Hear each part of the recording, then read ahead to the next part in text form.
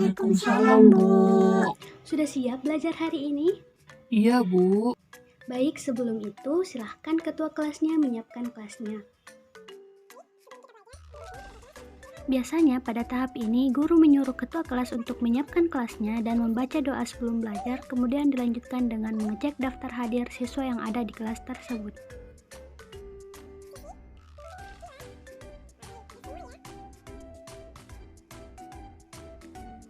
Langkah pertama pada pembelajaran kooperatif adalah guru menyampaikan tujuan pembelajaran dan memotivasi siswa.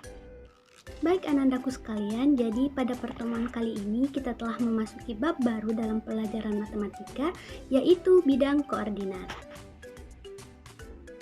Nah, yang akan kita pelajari pada hari ini mengenai KD 3.2, yaitu menjelaskan kedudukan titik dalam bidang koordinat kartesius yang dihubungkan dengan masalah konseptual.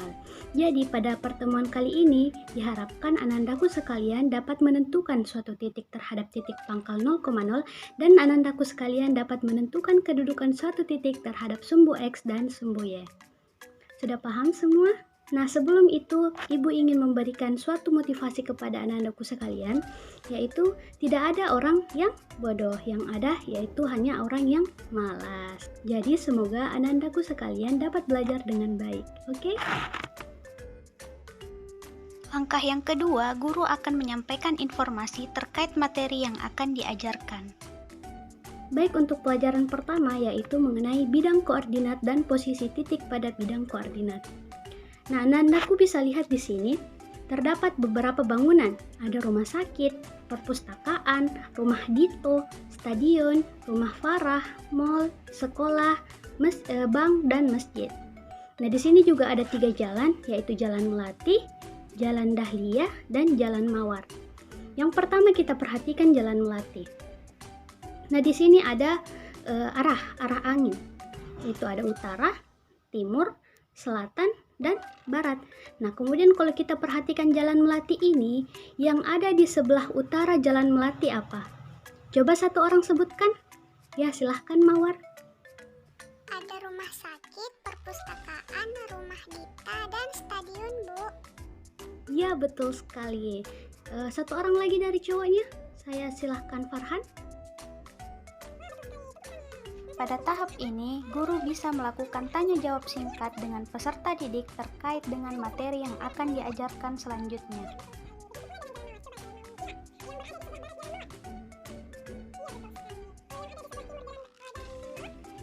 Ya, betul sekali, 100 untuk semua anandaku.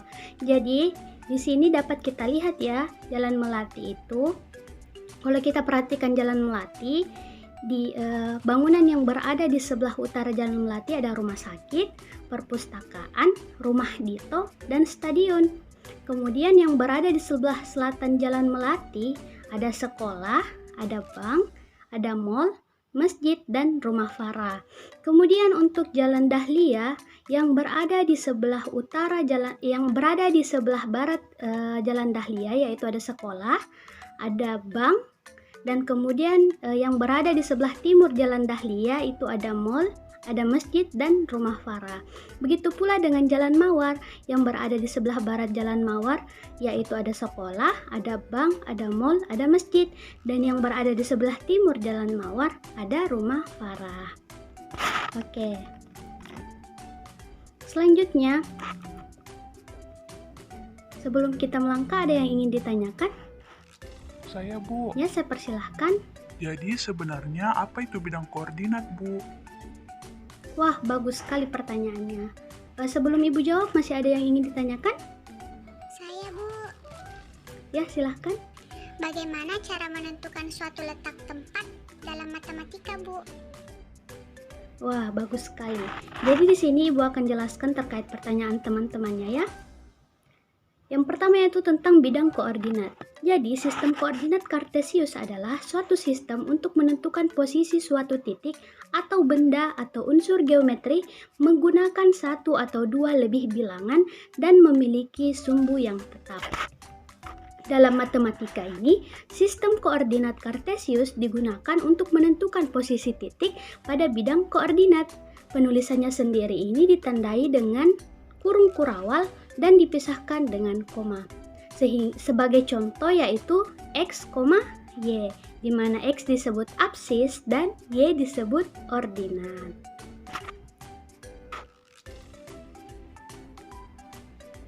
Kemudian selanjutnya itu kita akan mempelajari tentang unsur-unsur pada bidang koordinat itu. Nah, di sini Anandaku bisa lihat di samping ada sebuah gambar sumbu koordinat. Jadi di sini melalui gambar ini kita akan menentukan unsur-unsur pada bidang koordinat itu. Nah, yang pertama ada sumbu X. Jadi sumbu X itu adalah sumbu mendatar yang memuat bilangan-bilangan positif dan negatif.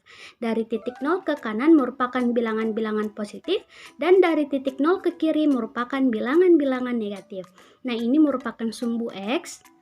Nah, yang mana ini dari titik 0 ke kanan ini adalah sumbu X positif dan dari titik 0 ke kiri ini adalah sumbu X yang bernilai negatif. Kemudian selanjutnya ada sumbu Y.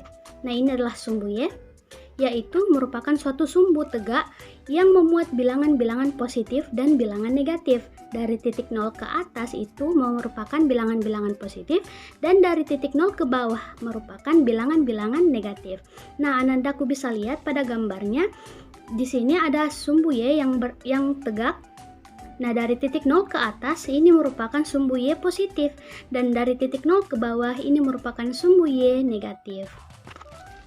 Selanjutnya ada yang dikatakan titik asal atau titik pangkal dengan koordinat 0,0, yaitu titik potong antara sumbu X dan sumbu Y. Nah, ini merupakan titik potong antara sumbu X dan sumbu Y yang biasa kita katakan dengan titik pangkal atau titik asal yang koordinatnya yaitu 0,0. Sampai sini paham ya Anandaku? Paham. Baik, Ibu lanjut. Selanjutnya ada yang dikatakan posisi titik pada bidang koordinat. Nah, adapun cara-cara untuk menentukan posisi titik pada bidang koordinat yaitu yang pertama, kita gunakan titik asal 0,0 sebagai titik acuan untuk menentukan titik A yang koordinatnya X, Y. Kemudian nilai X pada sumbu X menunjukkan banyak langkah atau satuan pada arah mendatar. Kemudian nilai Y pada sumbu Y menunjukkan banyaknya langkah atau satuan pada arah tegak. Nah, bisa kita lihat pada gambar ini. Yang pertama kita lihat adalah titik A. Nah, titik A ini dia 5 satuan ke kanan untuk sumbu X-nya. Kita hitung 1, 2, 3, 4, 5. Kemudian untuk sumbu Y-nya dia 3 satuan ke atas. Kita hitung 1, 2, 3. Maka diperolehlah titik A. Jadi titik A ini koordinatnya adalah 5,3. Nah, selanjutnya di sini ada contoh lagi untuk titik B. Nah, titik B ini kita lihat untuk X-nya dia melangkah ke kiri. Sebanyak berapa langkah? Kita hitung 1, 2, 3, 4. Nah, ada 4. Kemudian untuk Y-nya dia juga melangkah ke bawah. Kita hitung 1, 2. Dia sebanyak 2 langkah ke bawah. Sehingga dari ini kita bisa menentukan koordinat dari titik B itu adalah -4, -2. Nah, selanjutnya Anandaku di sini ada titik P dan titik Q. Coba satu orang bisa sebutkan koordinat dari titik P? Saya Bu, -3,4. Nah, betul sekali. Jadi yang pertama kita tentukan dulu arahnya terhadap sumbu X. Jadi dia melangkah ke kiri, kita hitung berapa langkah? 1, 2, 3. Kemudian berapa langkah lagi? Kita hitung dia melangkah ke atas. Jadi kita hitung berapa langkah? 1, 2, 3, 4. Oke, jadi sehingga koordinat dari titik P adalah -3,4. Selanjutnya titik Q, siapa yang bisa? Saya Bu, -5,6. Baik, untuk titik Q, kita lihat dia berapa langkah terhadap sumbu X, berapa satuan ke sumbu X, dia melangkah ke kanan. Jadi kita hitung 1, 2, 3, 4, 5, 6. Kemudian berapa langkah lagi dia melangkah ke bawah, kita hitung 1, 2, 3, 4, 5. Sehingga koordinat dari titik Q ini adalah 6,-5. Sampai sini paham ya Anandaku sekalian? Mengerti. Paham Ibu. Baik.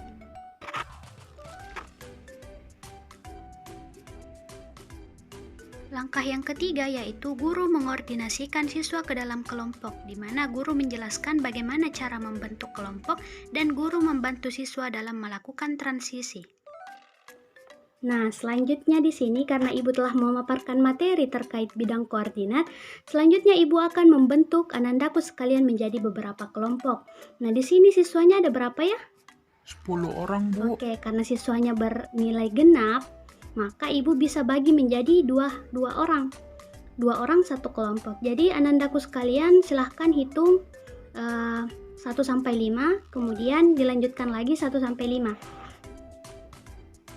Nah, yang memiliki nomor sama, misalnya dia memiliki nomor 1, otomatis akan menjadi kelompok 1.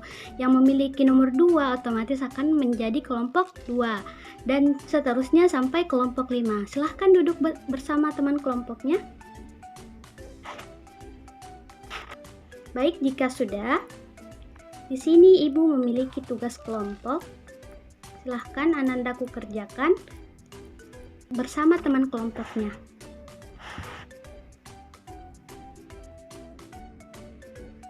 Langkah yang keempat yaitu guru membimbing kelompok dalam bekerja dan belajar. Dalam hal ini, guru membimbing kelompok-kelompok dalam mengerjakan tugas kelompok mereka. Baik, untuk kelompok 1, apakah ada kendala? Tidak ada, Bu.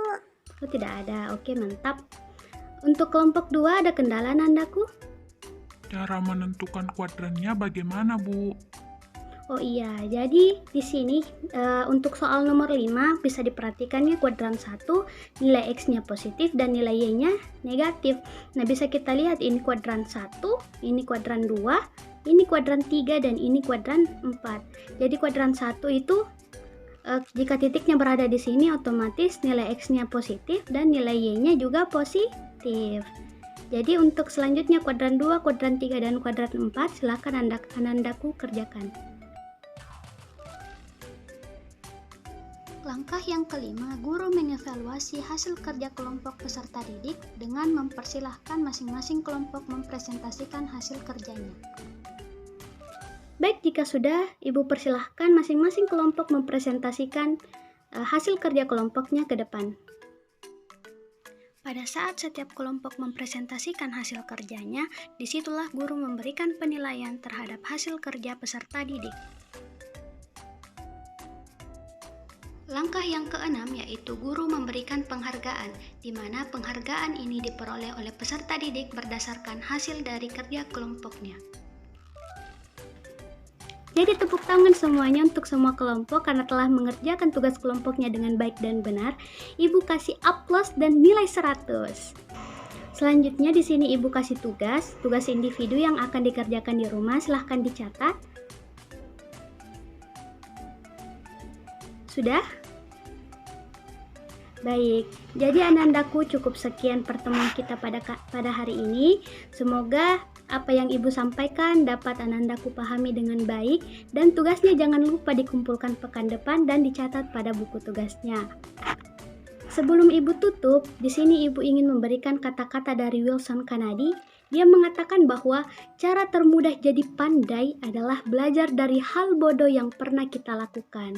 Baik anandaku, terima kasih atas pertemuannya hari ini. Semoga ini menjadi manfaat bagi kita semua. Jika ada sumur di ladang, bolehlah kita numpang mandi. Jika ada kesempatan, bolehlah kita berjumpa lagi. Wassalamualaikum warahmatullahi wabarakatuh. Terima kasih.